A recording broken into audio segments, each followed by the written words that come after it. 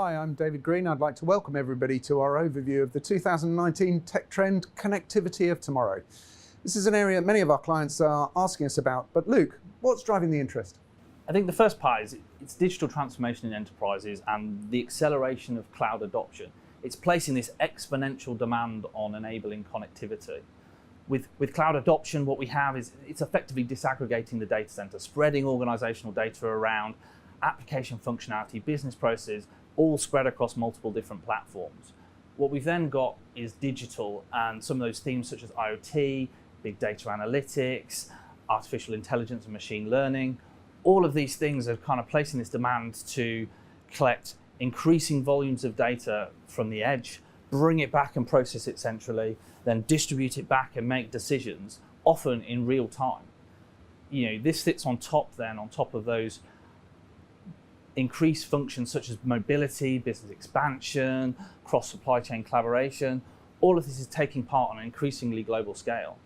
The net effect for most organizations is the previous connectivity models, they're broken. There's a need for a more agile, on-demand approach that aligns with user expectations of both digital and cloud. Yeah, and I guess connectivity is a perennial problem for enterprises requiring continual evolution. What's different about this trend? So the important part about this trend is it's not about more of the same. It's about tying together a number of technologies and innovations that enterprises are seeking to integrate and use to rethink how they architect and deliver connectivity. Broadly, I'd say these break down into kind of two kind of key camps. Transport, which is about recognizing new capabilities such as 5G and how they may be factored alongside other technologies in an underlying kind of connectivity fabric. What we then have is then the overlay.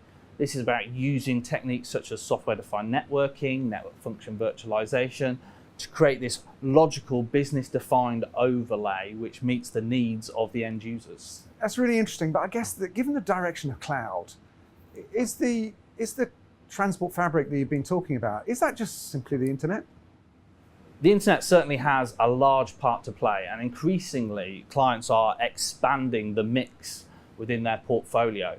But what we're finding is this is being engineered around both the internet and cloud delivery hubs.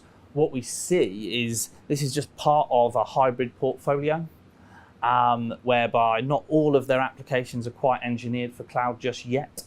So what they want to do is have this ability to stitch this together and simplify and integrate enhanced performance. So we see this mix of fixed and wireless, managed and unmanaged, public, private, all tends to be multi-provider, and they're using this as a way to kind of continually challenge the substitution use cases for upcoming technologies.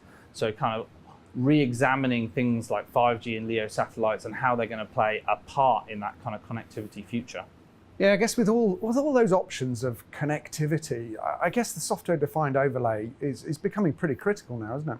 Absolutely, David. It provides a centrally orchestrated approach to define the business properties of how that transport connectivity is going to be used by the network functions in a very application and user-centric way.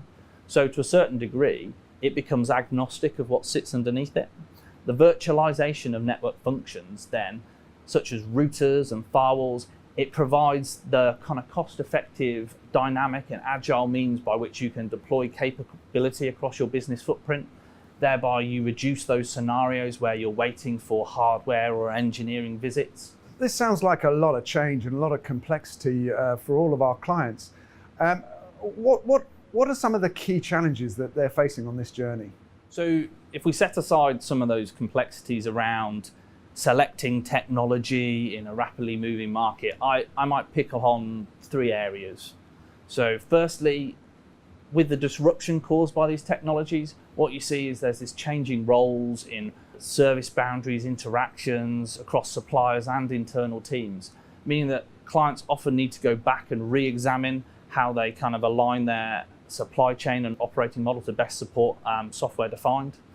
I think secondly, to really exploit software defined as it's intended, it requires all parties to have a much deeper understanding of how the users, devices and applications utilize the network. This is not only far more centric to kind of how you set up those configuration policies, but it also shapes how you monitor that capability and validate that the policies are actually working as expected. I think the final area that I'd kind of raise is the complexity. What that drives is this demand for greater automation and orchestration. This is often new tools and skill sets, which is on top of the implicit demand the organizations are challenging their engineers to not only be a network engineer, but also develop their coding skills. And we're talking about pretty major transformation here, and it's going to be a multi-step, long period of time over which our clients will build their skills and confidence in this area. For those who haven't started on this journey, where's the best place for them to start? So in the conversations we're having, for many organizations, it all starts around the WAN, targeting specific site types or running a proof of concept exercise, which helps them validate what's the right approach for them. Often that gets tied back to a massive application change. So something, say, like Microsoft Office 365, whereby they can tie it back to a tangible use case where they can demonstrate early benefits, and they're leveraging products which have probably matured that little bit faster. That seems very sensible to me, Luke. It feels like this will really gather momentum in the year and years ahead, with more acceleration of different options from transport and the software-defined layers, and ultimately new technologies like 5G coming in. Really, really exciting times, major transformations ahead of us. A really interesting field to be in.